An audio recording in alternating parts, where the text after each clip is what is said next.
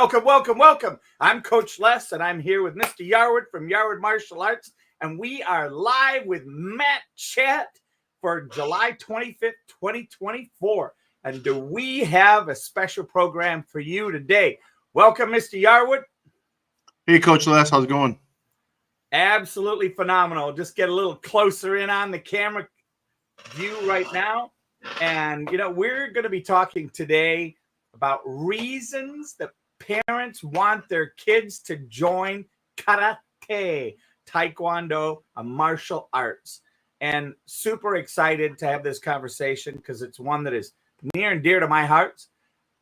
If I had anything to do with it, your curriculum would be in every school, at least in Minnesota to start, because I see the value and I've seen the results over the past 2 years.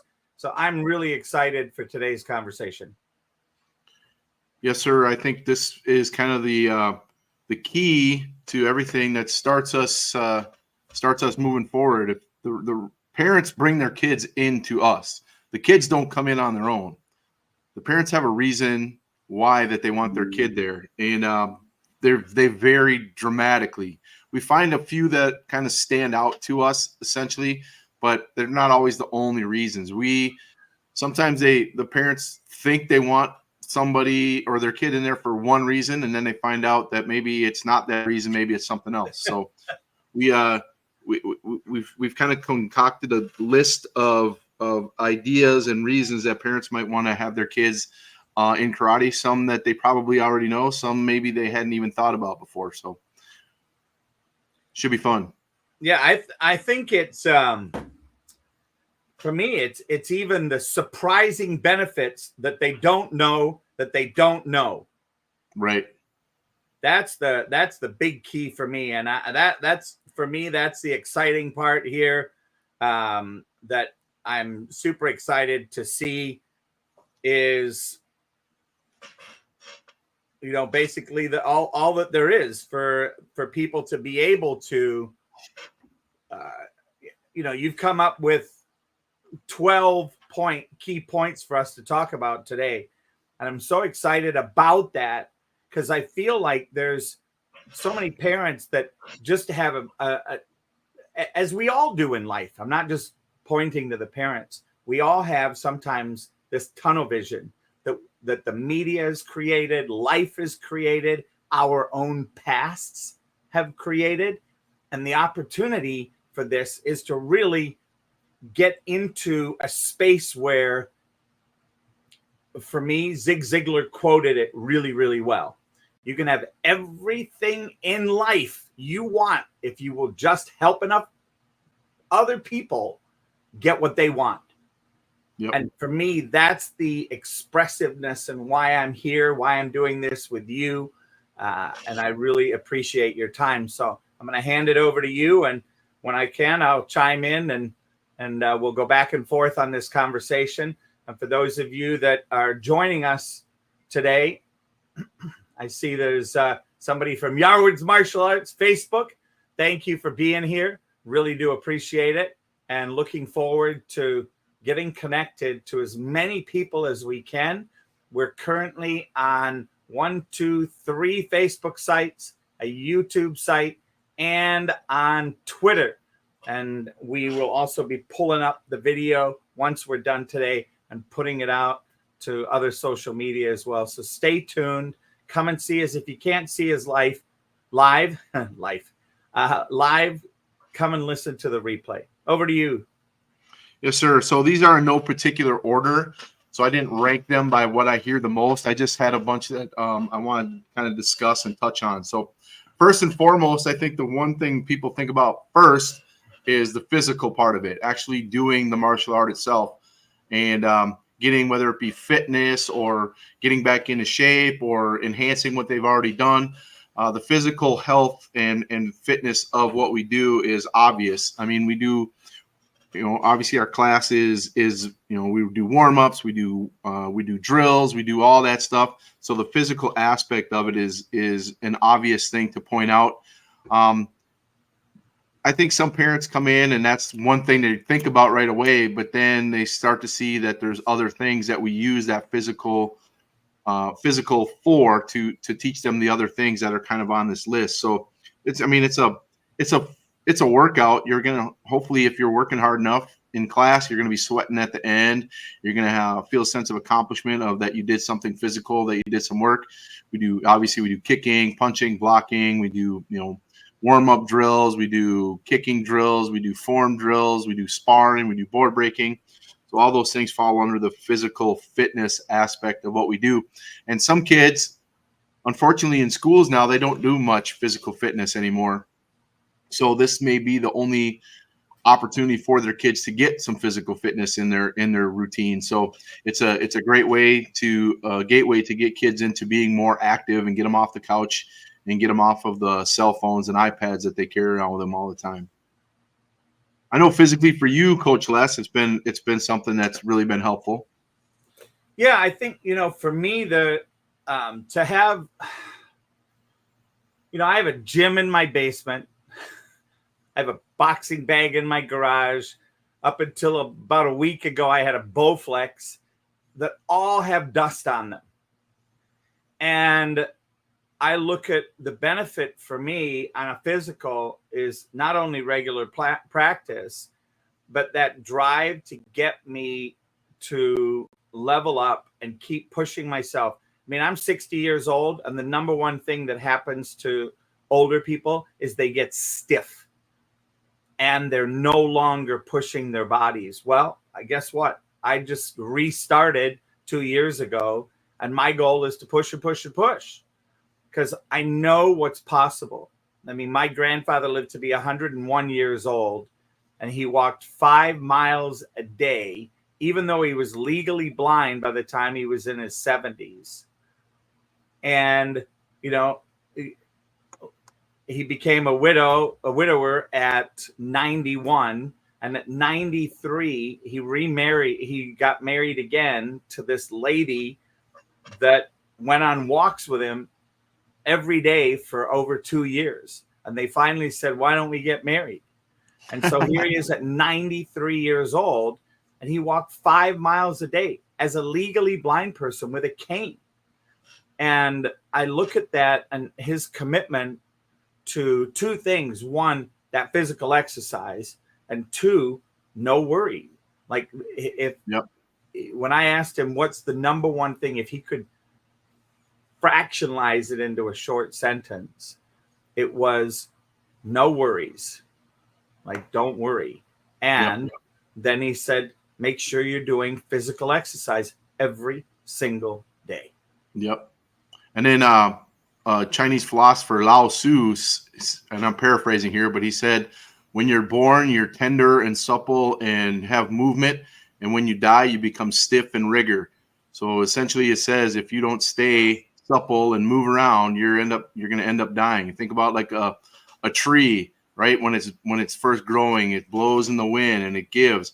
But when it dies, it turns into sticks and you can break them super easy. So physical fitness is a huge component to a healthy lifestyle and longevity. So the next one I want to talk about, we kind of touched on it in one episode before, discipline and focus. Parents bring their kids in because maybe they're having some issues with the kids, not paying attention to them, not listening to them, not doing the things they're supposed to do. So we create a program that gives them some tools to be able to use not only at our dojo, but when they go home, to be able to keep the kids focused and keep them disciplined and hopefully on the right track for doing what they're supposed to do. So we use discipline in multiple different ways, one of which is, obviously our class is structured in such a way that the kids are supposed to be standing on their dots, listening, paying attention. When they're told to do something, they do it immediately. There's no back talk. There's no questioning it. You just do it. It teaches them to have that response when mom and dad tell them to go do something. They just say, yes, sir, or yes, ma'am, and go do it. So they have the discipline to follow instructions and stay focused. They also learn self-control through discipline. We call it self-discipline. And they know to do things they're supposed to do without having to be told. So that's like the next step in discipline. We start with the imposed discipline. They learn what they're supposed to do. And then they figured out that they can do it without having to be told to do it. And then ultimately that helps them out when they get out in the real world. They're taking action and doing things they're supposed to do without waiting for somebody to tell them to get something done. Phenomenal. Phenomenal. So for me, I'm not going to say much more so we can move on, because my favorite one, just to let everybody know, is going to be number 8, and we'll get to that. Discipline and focus.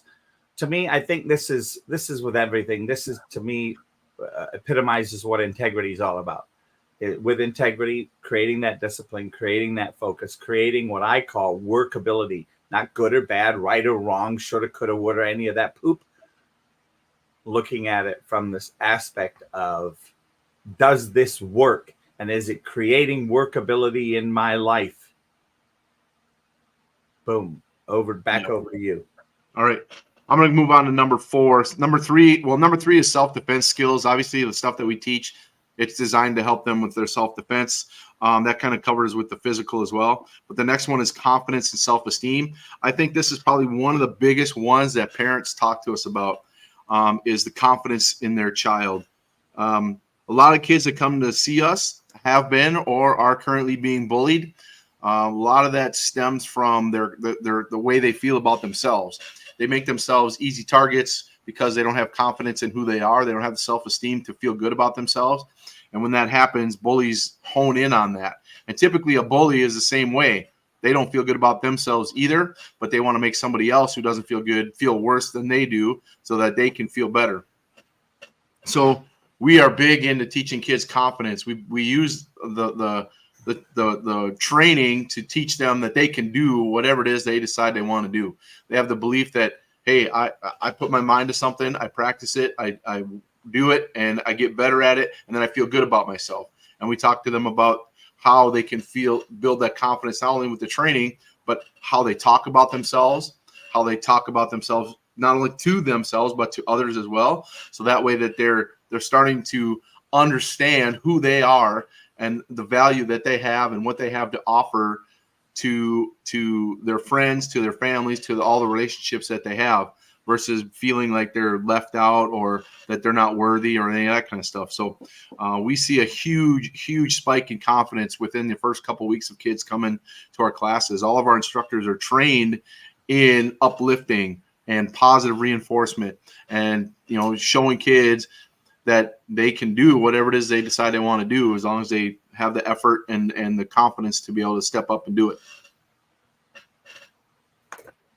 And for me, this goes to one of my favorite stories with one of your students, who I think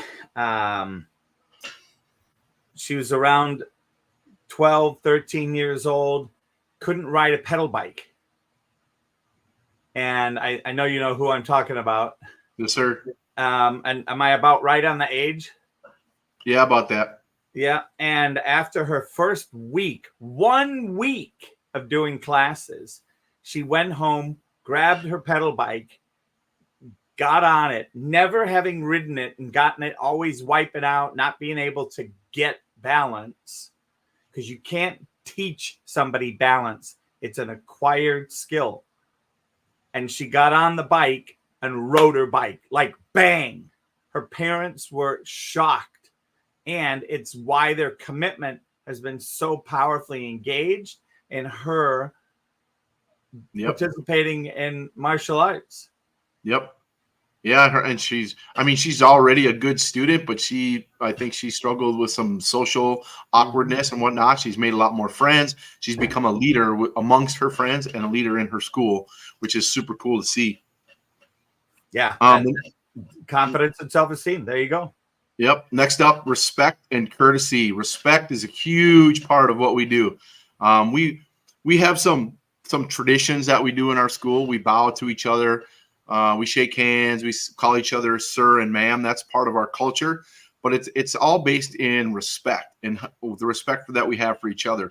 I don't require our students to call me sir and me not call them sir. That's not how it works. It's not an authority thing. It's a respect thing. So I call everybody sir and ma'am, whether they're an adult, whether they're a teenager, whether they're a 4-year-old little dragon, they're all sir or ma'am to me, and vice versa. It teaches kids to understand that we have respect for each other. And if you're not having respect for each other, nobody's going to respect you either. And you're going to struggle with a lot of things. People are going to treat you differently, because the biggest, most important part of respect is your self-respect, how you treat yourself, how you present yourself to others. And it goes a long way to helping you in your regular life and outside what you're doing out in school, at home. If people are if you're respecting everybody, even if they don't respect you, we teach that too. If you have somebody who doesn't like you, treat you like garbage, whatever, you don't have to like them, but if you show them respect, and don't fall into their trap of calling them names back, it goes a long way, because it says to everybody else around who sees them treating you that way, how you're responding and the type of person that you are. So we use respect as a huge tool to be able to help work with that confidence we just talked about. And it goes a long way to getting things that you might want in life. If you're treating your stuff with respect, you're treating others with respect, a lot of stuff's going to come back to you.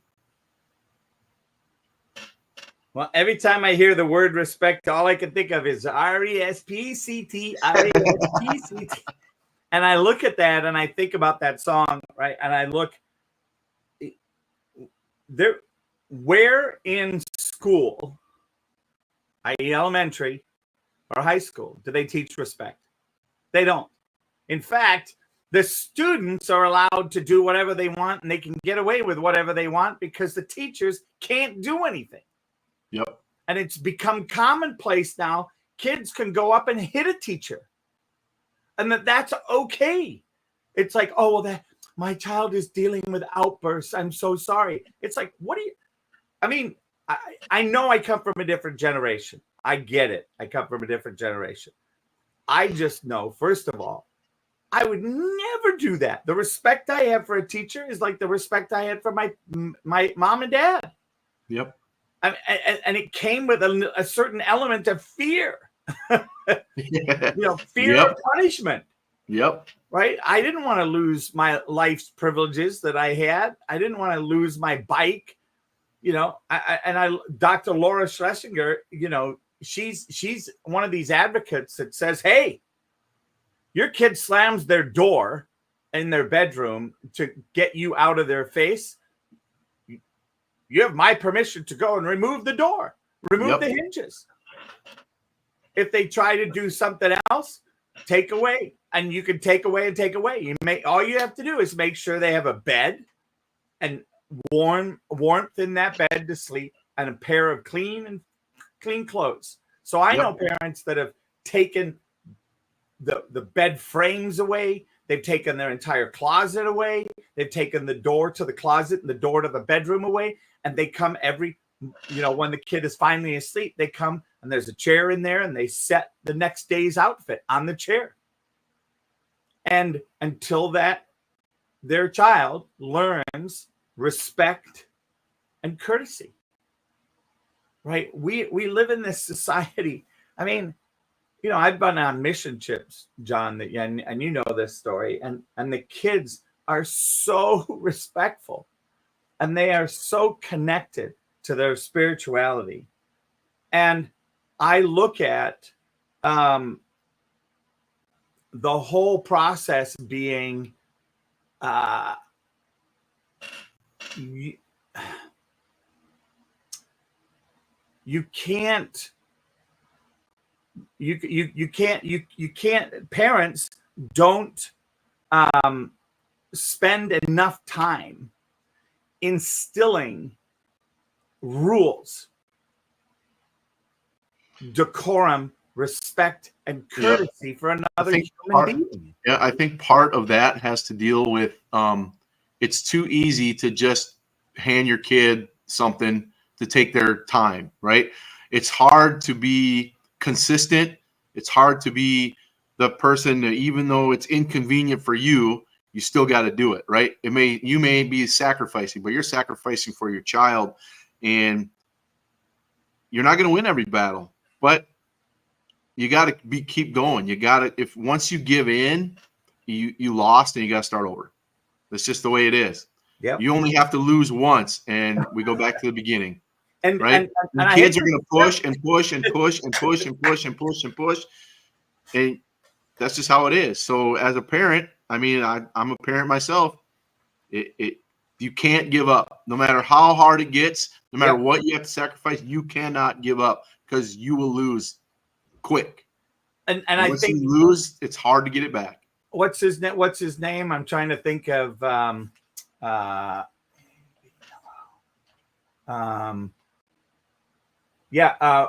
Pavlov. Oh. And he does it with classical. He was a huge he was a Russian and Soviet experimental neurologist and physiologist known for his discovery of classical conditioning through his experiments with dogs. Yep. Now, I'm going to put myself into the same bracket. So if somebody hears this and goes, "You're calling my kids dogs?" Well, I'm going to call myself as a human being a dog. Why? Because of the habitual things that we do. We get, in theory, we get up in the morning, we brush our teeth. That's a habit. Yep. For some of us, we get up in the morning, we pee first, then brush our teeth, right? Just life.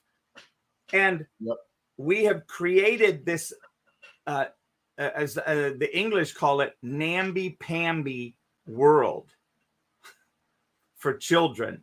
We have to protect them. Oh, we don't want them to be hurt. We don't want them to be mentally unadjusted. Well, hello.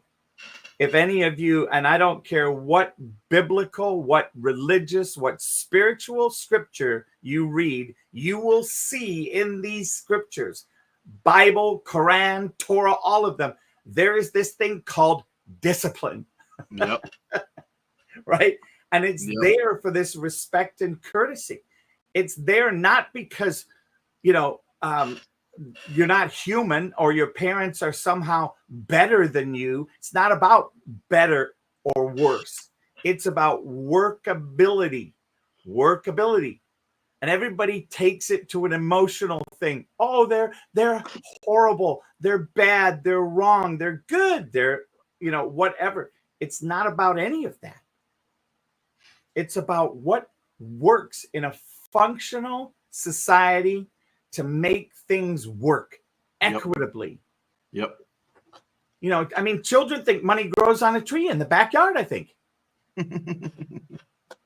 Seriously, look at you don't have a money tree?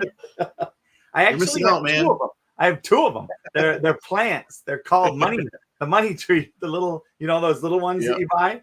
Yeah. Mine have very few leaves left on them at the moment. mine died. They went stiff.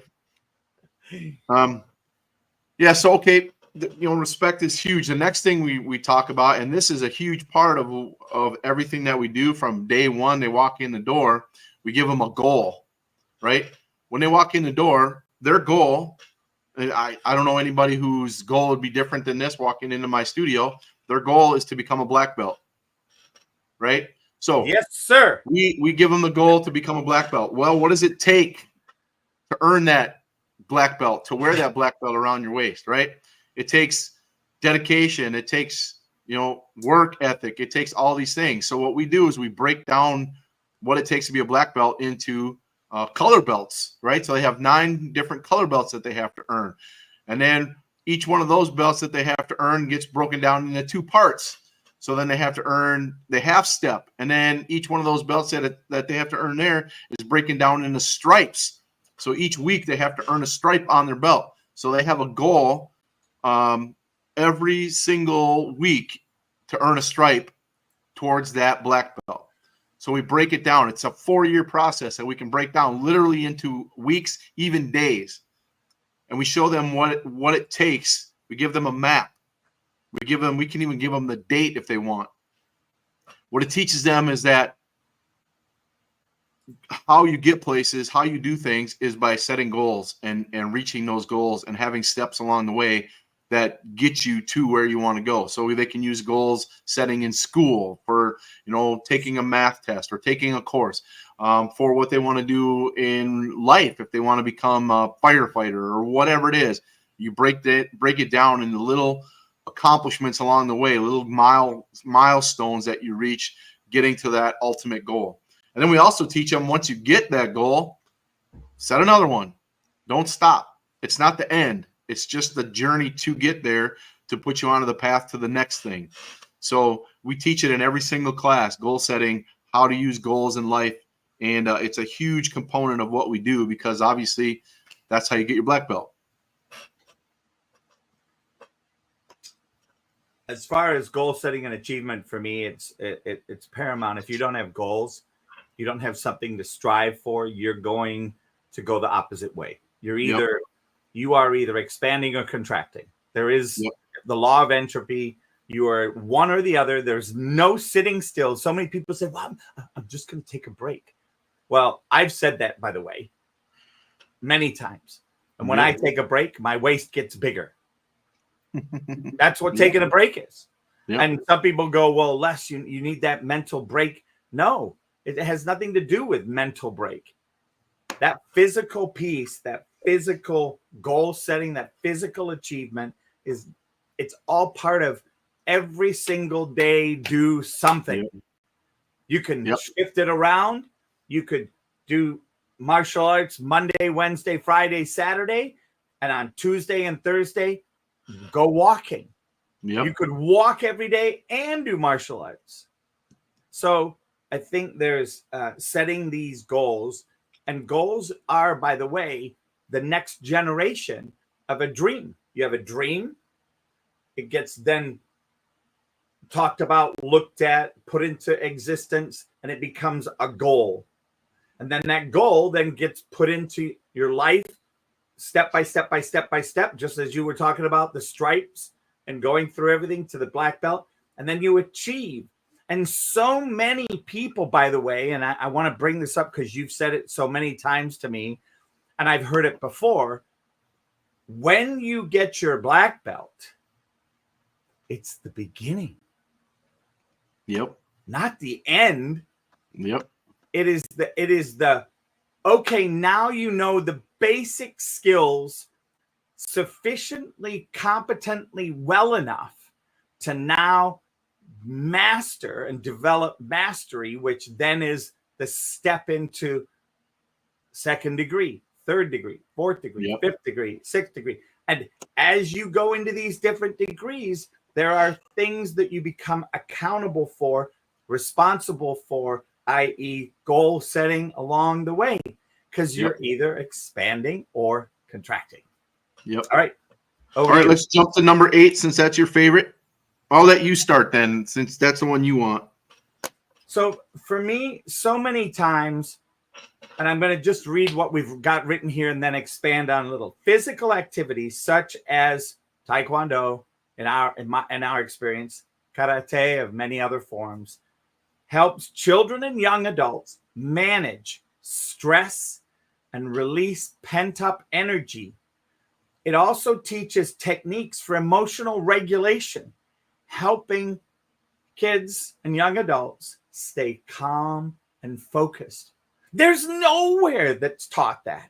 I mean, we stick these video games in front of kids. Here's the babysitter, and they hand their $1,000 cell phone to their little kid, and the little kid turns on something and goes, ugh. And how I know it's not doing anything is I'll watch a kid that when you see the kid playing and smiling and laughing, they have great control over their mouth. This is just one thing I want you parents to look at. You stick the phone in front of them and get it, and they get like their mind into that. This is what happens. And that's it. And you can see it.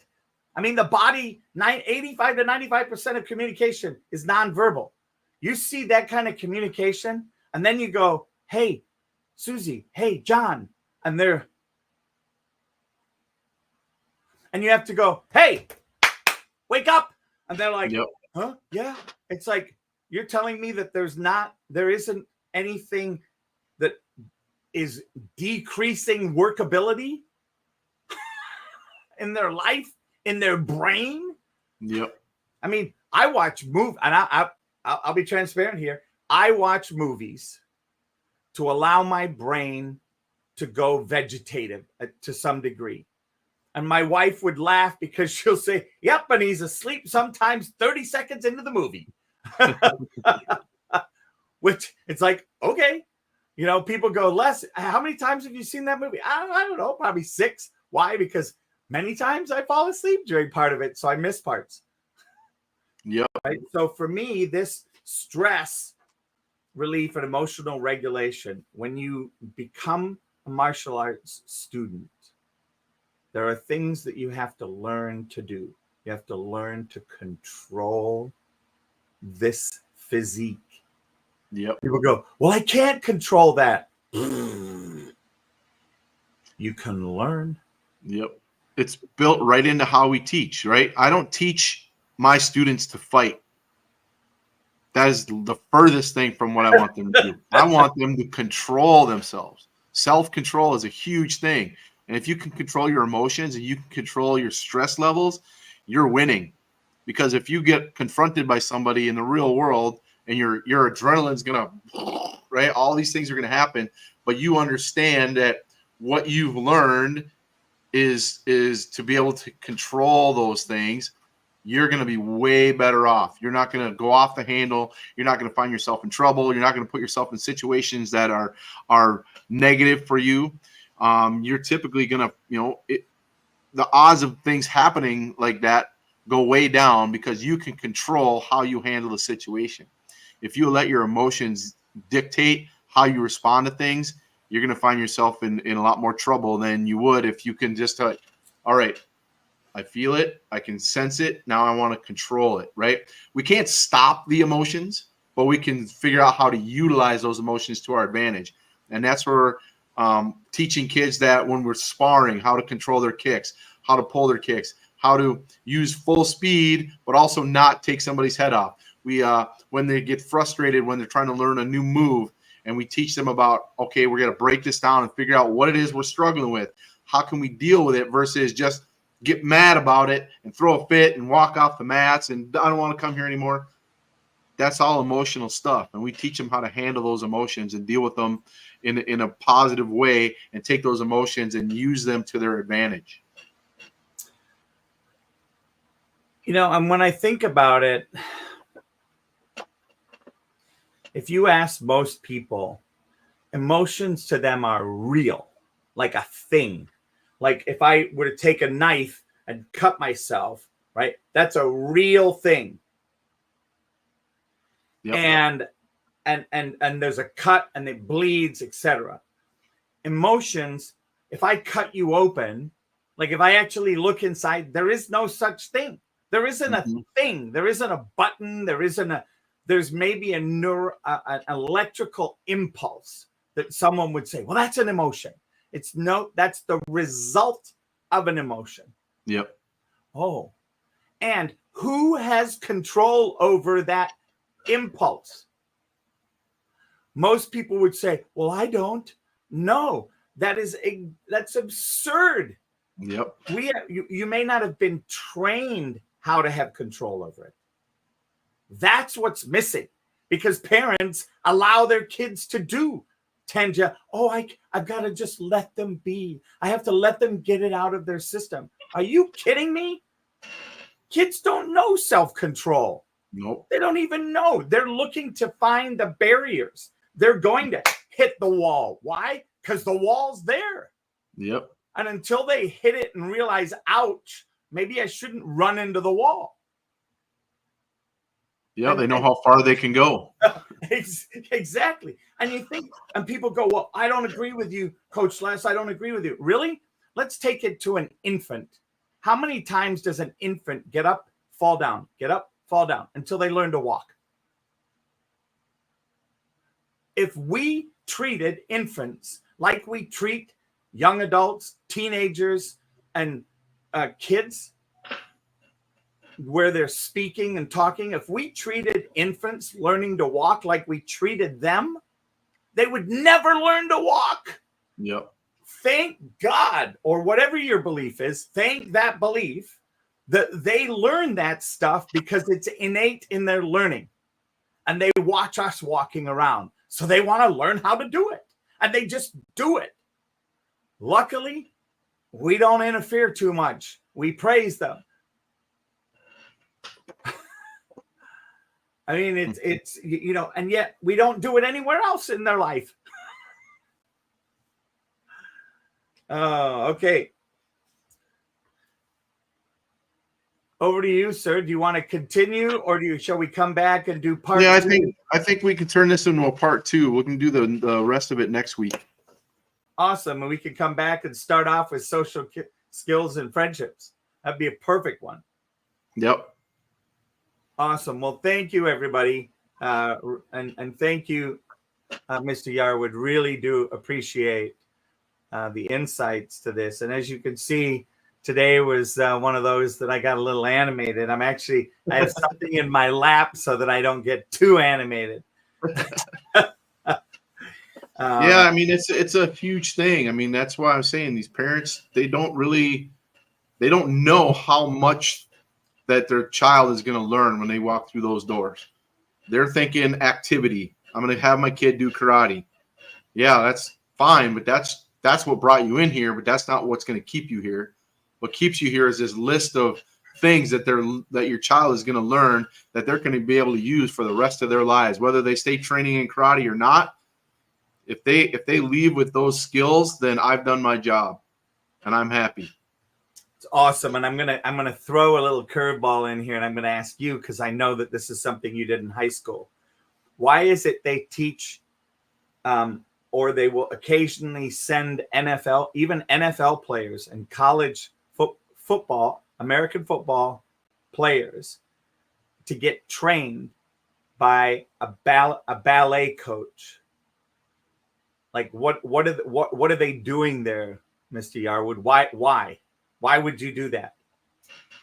I think of that when I think of that, I think of Lynn Swan. He's the most famous one. He actually almost became a professional ballet. But I think there's a lot of it's calming. It teaches them control of their body, control of their emotions, control of everything, right? Because an NFL football player, that's a very physical game. And if they get emotions built into it, and if when they can go and do ballet, it calms the nerves, it teaches them to focus, it teaches all those things. It's not a fast sport. It's a nice, slow, steady thing, right? So it's focus and learning.